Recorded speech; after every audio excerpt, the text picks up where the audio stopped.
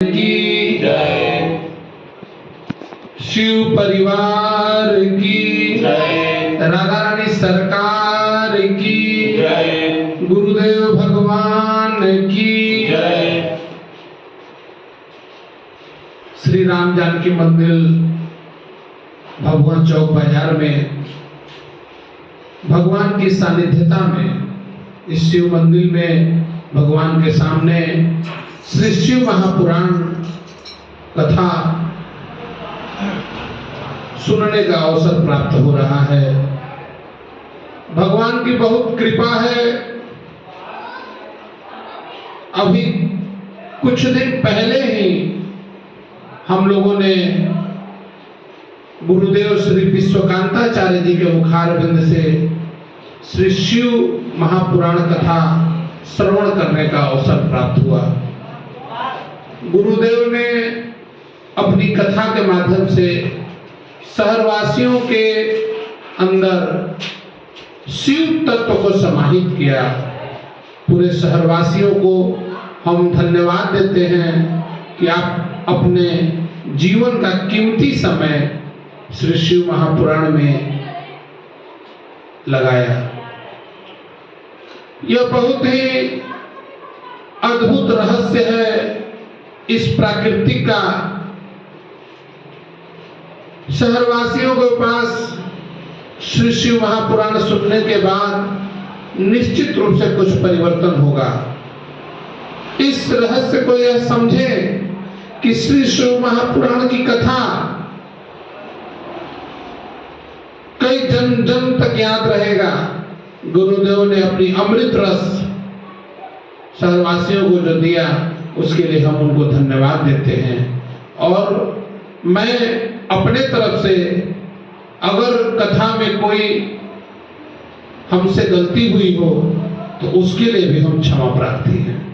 आइए प्रत्येक रविवार कार्यक्रम में हम लोग श्री शिव महापुराण कथा की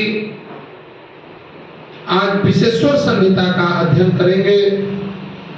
विशेश्वर संहिता श्री शिव महापुराण का एक विशेष स्तंभ है।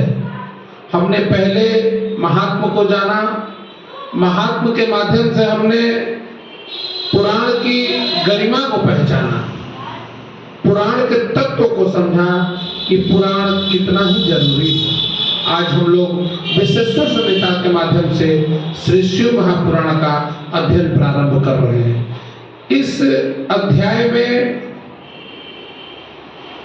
मुख्य रूप से सूत जी महाराज से लोग प्रार्थना कर रहे हैं कि हमें अपने जीवन को भगवान से जोड़ने की कला, भक्ति की कला, जीवन जीने की कला कैसे प्राप्त होगी। इस पुराण में स्पष्ट लिखा हुआ है। इस श्री शिव महापुराण की प्रथम संहिता जिसका नाम विशेश्वर संहिता है, अब उसका प्रारंभ करने के लिए श्री वेद व्यास जी सर्वप्रथम मंगल चरण करते हैं। मंगल चरण का मतलब होता है मन में भगवान का ध्यान लगा के मंगलाचरण करना। जो इस सृष्टि को रचना करने वाले हैं, मंगल विधान करने वाले हैं, जो जगत में सर्वत्र व्याप्त हैं, आत्मा राम है, जिनके 5 मुख हैं, इनके भावनाओं को अपने अंदर समाहित करके वह भगवान शंकर को हृदय में ध्यान करते हैं और यह अपने मन के माध्यम से, देखिए पूजा में मन का बहुत महत्व है।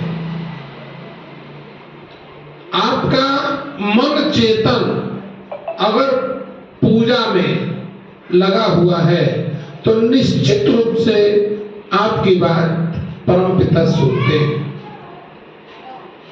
आज की इस व्यस्त जीवन में लोग भागम भाग की जिंदगी में इस चीज पर ध्यान नहीं देते।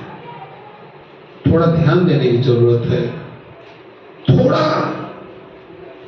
कम समय हो लेकिन पूजा नियमित और सही तरीके से हो।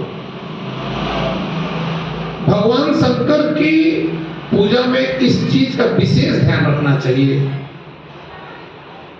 कि वह एक ऐसे देवता हैं, एक ऐसे परम पिता हैं जिसको आप ध्यान के माध्यम से भी प्रसन्न कर सकते हैं। सामग्री है, बहुत अच्छी बात है, बहुत अच्छी बात है।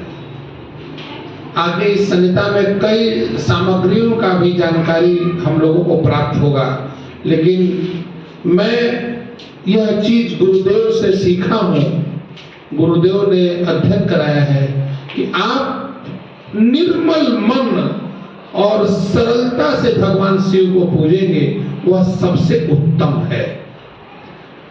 इधर एक समय धर्म क्षेत्र एवं महाक्षेत्र प्रयाग में, जहां गंगा जमुना का संगम हुआ है, जहां से ब्रह्मलोक जाने का उत्तम मार्ग बताया गया है, उस परम पुण्यदायक प्रयाग नामक स्थान में सत्यव्रत परायण महातेजस्वी एवं महाभाग्यशाली मुनियों ने एक बहुत बड़े महायज्ञ का आयोजन किया। वहां पर किए जाने वाले यज्ञ का समाचार सुनकर पुराण के जानने वालों के सर्वश्रेष्ठ महामुनि व्यास के शिष्य सूत जी मुनियों के दर्शन के लिए पधारे। सूत जी अच्छे व्यास जी के पुत्र हैं। सूत जी को पता चला कि प्रयाग में कोई यज्ञ होने वाला है। सूत जी वहां पधारे। यही चीज हम लोगों को अपने जीवन में सीखने की जरूरत है। अगर हमें कहीं पता चल जाए कहीं यज्ञ हो रहा है, कहीं धर्म सम्मेलन हो रहा है, तो हमें स्वतः वहां पहुंचना चाहिए। अगर आपकी पहुंचने की थोड़ी सी भी चेष्टा हो गई, भगवान इस चीज को कहते हैं कि आप अपना थोड़ा सा मन मेरे प्रति लगाइए, थोड़ा सा आप एक कदम मेरे लिए चलिए, मैं अपने आप आपको 10 कदम चला के अपने यहां पहुंचा दूंगा। बड़ा स्पष्ट यहां एक चीज लिखा हुआ है। बहुत बड़े महायज्ञ का आयोजन किया गया, उसमें सूत जी महाराज पहुंचे।